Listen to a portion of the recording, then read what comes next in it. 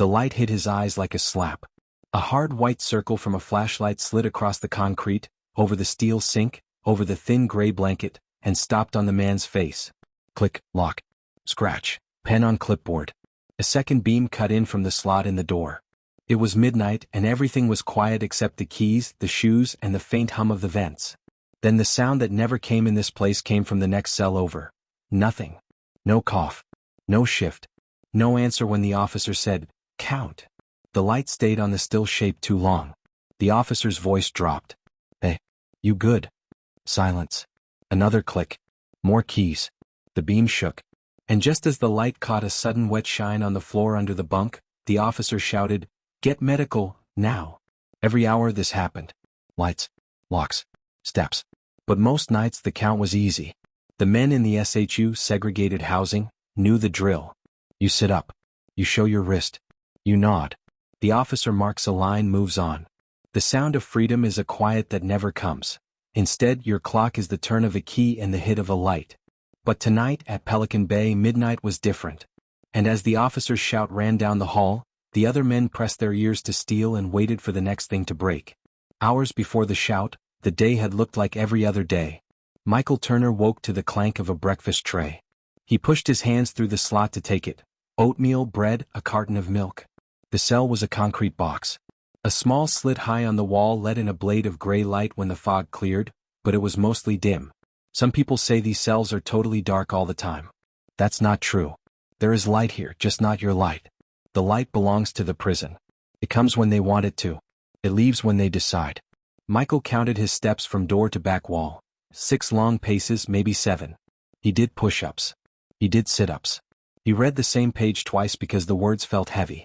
People on the outside think men in places like this sit and plan trouble all day. The truth is simpler and harder, they plan minutes. "I'll do 15 push-ups," Michael told himself. "Then I'll write a letter to my sister." He wanted to tell her he was fine, even if sleep came in broken pieces and even if the sound of rubber saws outside his door could make his heart kick. At noon they did showers. A cuff, a turn, a door. The water wasn't hot, but it was water. Michael closed his eyes and let it run over his face. He heard another man humming something that might have been a hymn.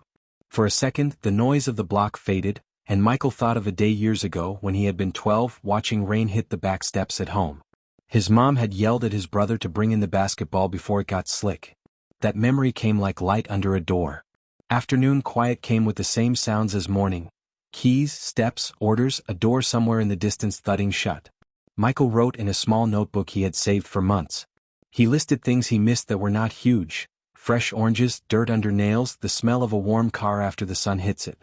He made a second list, things he had learned. "I can tell time by the checks," he wrote. "I can make a comb from a card. I can fold a paper box." He stopped, stared at the blank space below those lines and wrote, "I can keep breathing for one more minute." People argue about places like this. They see documentaries.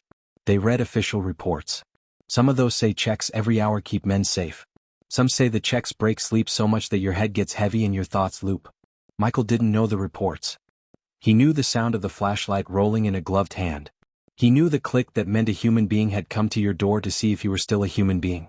Evening brought a thin sunset through that slit of a window, like a pink thread someone had tied high on the wall.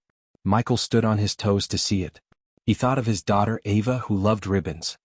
He pressed his forehead to the cool concrete and pretended the pink was hers. When the light faded, the hum of the vents felt louder.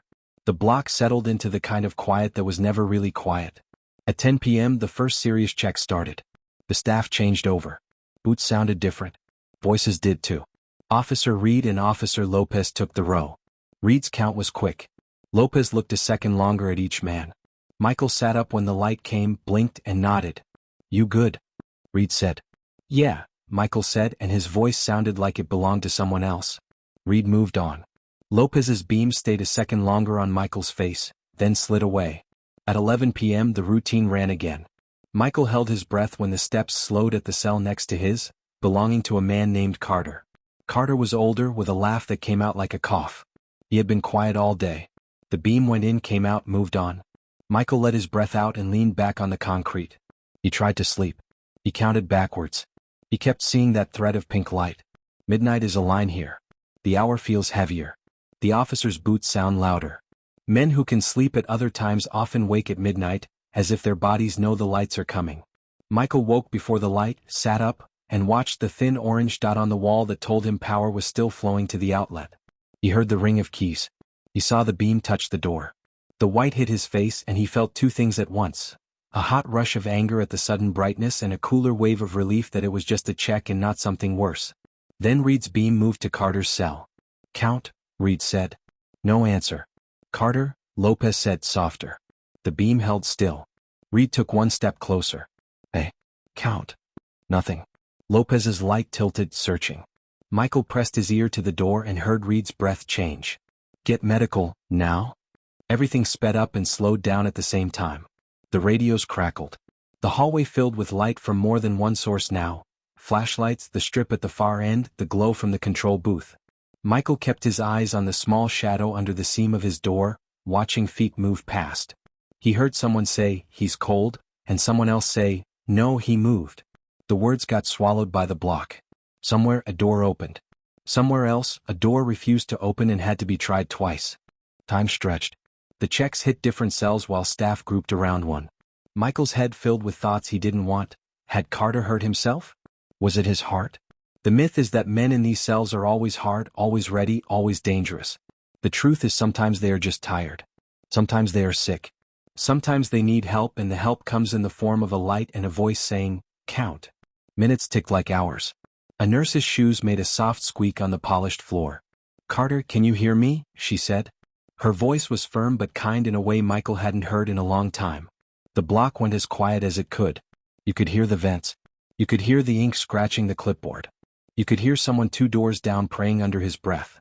Michael pressed his palms to the concrete and felt the cool come through his skin. He wanted to call out to say, he was coughing earlier, or he skipped dinner, even if neither was true. He wanted to say something that would pull the night back from the edge it was on. He did not call out. You learn fast here. You keep your voice when you are asked to use it. You let the checks do what they're meant to do. The nurse spoke again. "I need the door." Metal shifted. Keys scraped. The lock gave a deep, heavy click that you feel in your ribs. Michael stared at the bottom of his door and saw the shadows swing wide like a mouth opening. He heard Reed say, "Watch his head," and Lopez say, "I got him." There was a sound like fabric pulling over concrete and then a dull thud as something, or someone, hit the gurney. For a long second, nobody moved. Then the radios went live again. "Medical, Block B, Cell 142, a voice said. "Possible respiratory." The word hung in the air. Possible. The light that belonged to the prison kept shining, and in the sharp white of it, Michael saw his own hand shaking. He closed his eyes and counted to 10. He opened them and tried to count again. Out in the hall, the nurse pressed 2 fingers to a wrist, then a neck. Reed shifted his weight. Lopez looked toward the control booth and lifted a hand. The beam of a flashlight slid off the gurney and hit the floor right beneath Michael's door, and for a second he could see his own face reflected in a small, spreading pool he had not noticed before. It was then that the alarm started to wail. A red light at the end of the tier began to spin. Reed shouted for a crash cart. The nurse leaned hard over the figure on the gurney. Michael felt the sound of the alarm in his chest like a second heartbeat. And just as the block drew one tight breath together, the gurney wheel caught on a crack in the floor, tilted, and the body on it began to slide. The gurney tilted. The rubber wheel hit the crack and stuck. The metal frame jerked sideways and the body on top began to slide. For one breath, nobody moved. Then Officer Lopez lunged. He grabbed the blanket and yanked hard. The nurse caught a shoulder. The gurney rocked, squealed, and slammed back down flat. The body stopped an inch from the edge. Everyone let out the breath they were holding at the same time. The alarm kept wailing like a siren inside a tin can. "Go," the nurse said. Reed pushed. Lopez steered. The gurney rolled past Michael's door so close he could see the stitches on the blanket. The radio crackled as the team hurried down the tier. Boots pounded. Keys rang. The red light at the end of the hall spun and painted the concrete with moving blood-colored circles. Then the sound faded, and the block fell into the strange quiet that comes after a scare, when your ears still ring and your heart bumps against your ribs like it wants out. Michael sat very still on his bunk. He felt the cool concrete against his back. He stared at the orange power dot by the outlet until it stopped shaking in his sight. He counted. 1, 2, 3. On 10 he let his shoulders drop. The vent hummed again. A far door clanged shut. The alarm clicked off, leaving a soft echo that made the air feel bigger. A new officer took the row. His steps were slow and careful, like he did not want to wake a sleeping baby. The light slid in through Michael's door slot. "Count," the officer said. Michael sat up, eyes wide. "Here," he said. The beam touched his face, held there a second, then moved on. The officer's voice dropped as he passed. "We got him out," he said to nobody in particular, maybe to the concrete, maybe to the block. He was breathing when they left. A whisper came through the vent, so soft Michael almost thought he imagined it. "Hey." Another pause. "Yo, you hear that?" It was the voice from 2 doors down, a younger man with a high, quick tone. His name was Jacob Reed, no relation to the officer, and he always sounded like his words were running. Michael swallowed. "Yeah," he whispered back. "I heard." "What you think happened?" Jacob said. "I don't know," Michael answered. "But they moved fast." Jacob let out a breath that hissed in the vent. "I can't sleep after that," he said. "I hate the lights. The lights feel like a hand in my face." Michael understood. People outside argued about these checks. Some said the lights and locks saved lives. Some said the broken sleep wore men down. The truth was not a headline. The truth was a body almost falling off a gurney at midnight and a man 2 doors down whispering, "I can't sleep," into a vent. "You okay?" Michael asked Jacob. "Yeah," Jacob said. "Oh, I'm thinking about pancakes." He laughed, a small shy sound. "My mom used to make them late at night if I couldn't sleep. Real butter. Syrup that stuck to your fingers." Michael closed his eyes. He tried to picture a kitchen. He tried to smell butter. He tried to remember the sound of a fork on a plate that was not made of steel. For a minute, the block softened. The next check came on time. 1 a.m. The beam, the voice, the clipboard line. Michael sat up. "Here," he said. The officer moved on. Feet faded. The hum of the vents filled the empty space. Michael lay back down and stared at the small window cut high in the wall. It was black outside, as if the fog had swallowed the stars. He tried to sleep. He counted backwards from 100. He thought about his list. Things he missed: fresh oranges, dirt under nails, the smell of a warm car. Things he learned: tell time by checks, make a comb from a card, fold a paper box, keep breathing 1 more minute. He added a new line in his head: I can hold still when the lights come. I can talk soft through a vent. 2 a.m. came with quieter boots. The beam was a little shaky, like the officer had been called from something else. "Count," the voice said. "Here," Michael answered. The beam moved on to Jacob's door. "Count." "Here," Jacob said, steady. The beam slid away. Minutes passed that felt like the slow drip of a faucet. Somewhere far down the tier, a man coughed. A pipe popped in the wall, a tiny knock like a spoon hitting a cup. Michael's eyes grew heavy. He let them close and watched colors swim on the insides of his lids. He told himself a small story about pancakes. He was a kid again at a scarred wooden table. There was butter on his fingers. He laughed. Someone else laughed back. 3 a.m. hit hard. Midnight feels like a line. 3 a.m. feels like a hole. The air grew colder. The light from the booth felt thinner.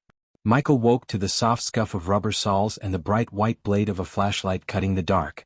He sat up before the beam reached him. "Here," he said. The officer nodded and moved on. That was when the hum stopped. It was like the building took a breath and forgot to let it out. The vent fell silent. The orange power dot by the outlet blinked once and went dark. The strip of light at the far end of the tier flickered and died. For a second the flashlight beams were the only light in the world. Then they too turned off at the same time, as if a finger had pressed one big button and the whole place had obeyed. Dark. Thick, complete dark. Someone cursed. Keys clattered. A radio spit static but no words. "Hold," a voice shouted in the black. "Everybody hold. Stay still in your cells." Boots stumbled. Metal hit metal. The block woke like a giant animal, twisting in its sleep. Michael could not see his own hands. He could feel the rough weave of the blanket under his fingers and the cool edge of the bunk pressing against his back. The darkness had weight. It pressed on his eyes and ears. He kept his mouth open so he could hear better. He counted again, but the numbers felt slippery like fish in a bucket. "Power outage," someone said near the control booth, but the words were small in the big black space. A thin red emergency bulb clicked to life over the door at the very end of the tier. It was weak and far, and it turned the hall into a cave with one glowing eye. Shadows leaped on the walls. The red light spun, slow and lazy, and every few seconds a blade of red cut across the steel, then slid away again. "Stand by," the same voice called. "We're switching to backup." A man at the far end began to breathe fast. You could hear each pull of air sharp and high. "Hey," he yelled. "Hey, I can't." His words broke. Someone banged on a door with an open palm. Another voice shouted, "Stay calm." The sound bounced around the concrete like a rubber ball, hitting everything and settling nowhere. Michael pressed his palms to the floor. The concrete was colder now. He reached up in the dark and touched the wall to steady himself. His fingers found the seam where two concrete slabs met, a thin ridge like a scar. He followed it to the door. He pressed his ear to the steel. Outside, boots moved in quick shots and stopped. Keys rattled. A hand hit a panel with a dull thud. Something in the lock of his door clicked. It was not the heavy, deep click of a key turning all the way. It was a small, odd sound like a coin dropped into a glass. The door shifted a hair. Michael froze. He held his breath until his chest hurt. He listened. The red light at the end of the hall spun another slow circle and painted the steel with weak color. In that thin sweep, Michael saw something impossible. The edge of his door was not flush. It was open the width of a fingernail. He felt the air move. It was tiny, but it was there, a cool ribbon sliding across his cheek from the gap. His heart jumped so hard it made a little sound in his throat. He did not move. He did not speak. He waited. Footsteps stopped outside his cell. A shape stood in the red light, cut in half by the dark like a shadow that had learned to walk. The shape leaned close to the door. A hand came up, pale in the red spin, and touched the edge. The slot rattled once, soft. The hand found the gap and pushed. The door whispered open another inch. The red light passed, then spun back, and in that swing Michael saw the whites of someone's eyes. They were calm. They were not his. The hand pushed again. Back wall. "Hands now," a voice hissed through the crack, low, urgent, not the steady count voice from before. Michael did not move. He was a statue with a drum for a heart. The red light spun once more, faster now, and just as the voice at the far end shouted, "We're still dark. Hold positions," the gap at Michael's door widened with a soft, steady groan, like the mouth of the night opening to speak.